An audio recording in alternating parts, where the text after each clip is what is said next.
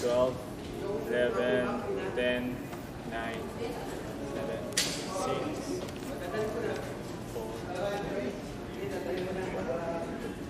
Hi, my name is Vicopin and you are watching Rappler. I'm at the Senate building where a few hours ago, or earlier today, the Senate Foreign Relations Committee held its first hearing into the arrest and subsequent transfer of former President Rodrigo Duterte to the ICC. Now, if you recall, on March 11, in a dramatic but rather long day, the former president arrived in Manila fresh off a campaign rally in Hong Kong, where he was served an arrest warrant from the ICC, where he now faces charges of crimes against humanity related to the killings made in the name of his drug war when he was president from 2016 to 2022. Now, yung Senate Foreign Relations Committee is chaired by Senator Imee Marcos, the sister of President Ferdinand Marcos Jr., who greenlit or gave the go-ahead for Philippine law enforcement officials, of course, to implement the arrest warrant against Duterte. Also in attendance earlier were Senators Alan Peter Cayetano, who you would recall ran alongside the former president in the 2016 presidential election. Senator Jinggoy Estrada also dialed in through teleconferencing into the hearing. Vice President Sara Duterte herself also dialed in through teleconferencing, where she addressed the panel. She is in The Hague, or in the Netherlands currently, right after she flew in there, right after the former president was brought to the ICC.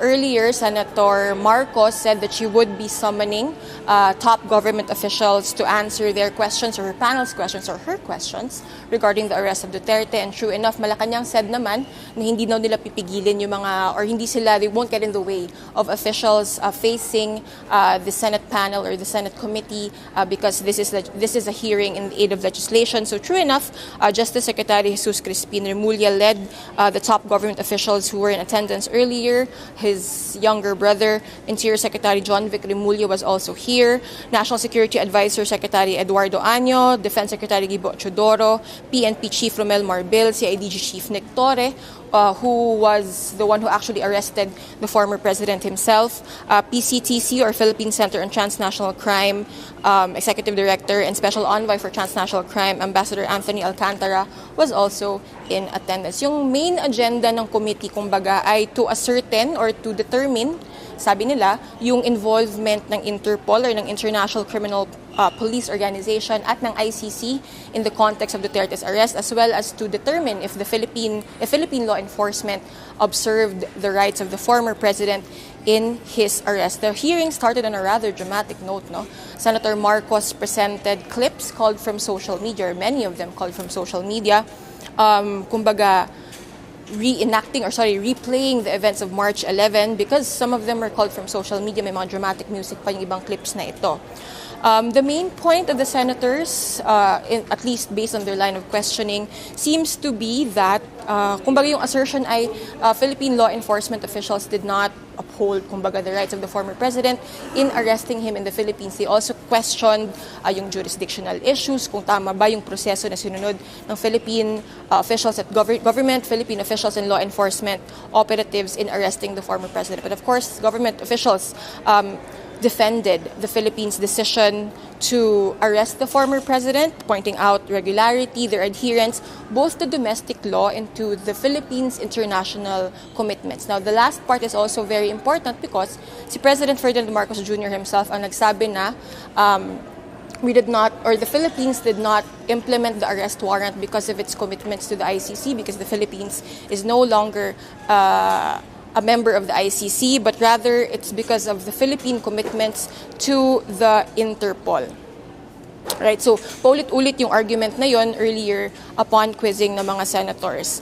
There was also a lot of discussions on, or a confirmation rather, na hindi red notice ang in-issue through Interpol, but rather a red diffusion in transmitting the warrant of arrest for Rodrigo Duterte. But government officials were insisting that at the end of the day, valid yung warrant na ito. This was issued by the ICC. It was a 15-page warrant, and that they've said this in media interviews as well, na kumbaga they followed domestic law. They were also very patient in dealing with not just Duterte himself but also his party, right? Yun yung sinasabi ni CIDG Chief Torre earlier during the hearing. Now, the interesting context of this hearing, yesterday, March 19, the social weather stations released a survey indicating that a majority of Filipinos, a little over 51%, said that they think Duterte or former President Duterte should be held accountable for killings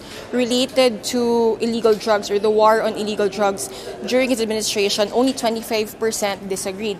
Kung maglalatagan tayo ng survey numbers din, another important context of this hearing and of Duterte's arrest perhaps, although government officials might not admit this openly, is that yung split ng Marcos at Duterte camps in the context also of the 2025 elections. Now, the latest trust and approval ratings between comparing at least President Marcos and Vice President Duterte would indicate na kumbaga statistically magkapareho lang halos yung satisfaction at yung trust towards them ng bayan. At least yun yung latest surveys from late last year, I believe. But the most interesting part perhaps of the hearing was towards the end, just before Senator Marcos suspended today's hearing. Senator Marcos played a clip of the late Senator Miriam Defensor Santiago talking about the ICC. Yung portion specifically na plinay niya, no, parang the late Senator talking about the ICC as the court of last resort, which led her to ask Philippine officials, parang, so does that mean kung baga na wala ng hustisya na makukuha sa Pilipinas yung mga alleged victims of the drug war, and therefore does that mean that the justice system in the Philippines has failed? Justice Secretary Remulla himself pointed out what the media, what human rights groups, and what victims of the drug war and their families have been saying time and time again through the many years that they've been pursuing justice for their loved ones. No?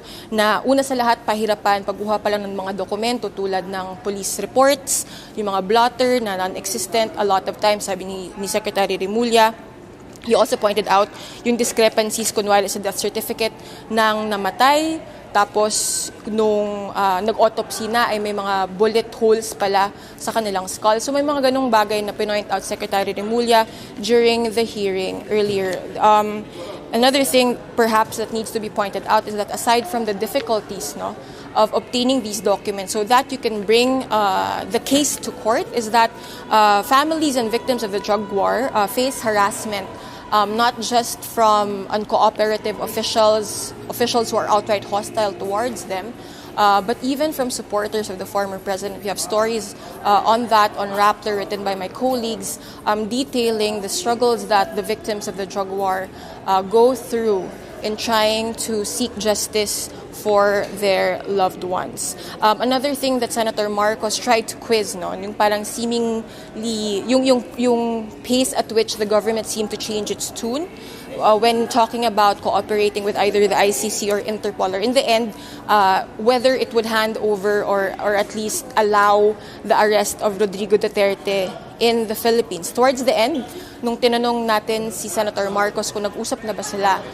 ni President Marcos, sabi niya hindi pa daw sila nag-usap ng kapatid niya. So again, yung konteksto din siguro ng hearing nito, kailangan natin intindihin, parang, first of all, I mentioned earlier, it's a 2025 elections. We're almost at the midway point, almost perfectly at the middle. Next week, on the 28th, is the kick-off for the local campaign period.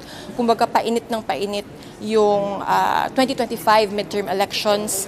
And then, of course, another issue in the context of the elections is the impeachment of Vice President Sara Duterte and the subsequent impeachment trial that she will be facing, or she is set to face here in the Senate. The details of which you can check Rappler.com. We have a lot of stories talking about the dynamics between the two clans and the parties that support them. Now, another interesting thing to note is that Senator Imee Marcos is a re-electionist in 2025, and she is in fact a member of the Alianza para sa Bagong Pilipinas Late, which is endorsed by her brother, the President. However, si Senator Marcos ay nag-snub na ng isang sortie ng Alianza last week, their first sortie in Tacloban City, the bailiwick of the Romualdez Marcos clan, because she was protesting the arrest of the former president. Again, without meaning to diminish from the hard work that human rights defenders, human rights lawyers, the families of the drug war victims have been fighting all these years. No, parang an important context you have to understand in the discussion of the ICC arrest and the hearings that happened just a few hours ago is kumbaga kung yung dating sinasabi nila na may rift na growing between the Marcos and Duterte clans, it's all out. It's now turned into a chasm, right, between the two powerful clans in the Philippines. But again, that's why I also emphasizes yung dulo. That's why I also emphasized rather the end of the hearing earlier, because I think that was interesting in that you have the Justice Secretary of President Marcos pointing out and saying na under former President Rodrigo Duterte, or under his administration, it was difficult, if not impossible, for victims of the drug war to seek justice in the Philippines, and that's why they had to run to the ICC, file cases there, which leads us to March 11 and to today, where Duterte is in the custody of the ICC. He's already at The Hague. He awaits his pre-trial on September 23, 2025. Senator Marcos has not indicated or was coy about whether there would be a second hearing or not under her Foreign Relations Committee. Pero again, kanina suspension lang, hindi pa siya conclusion nung hearing. So we will be giving you updates related to that kung meron man.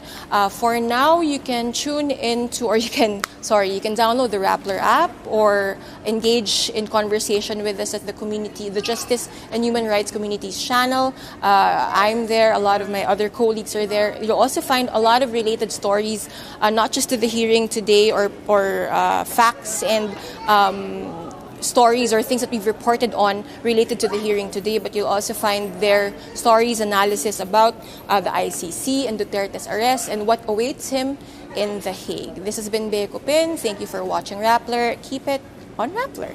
Bye. Tapos na.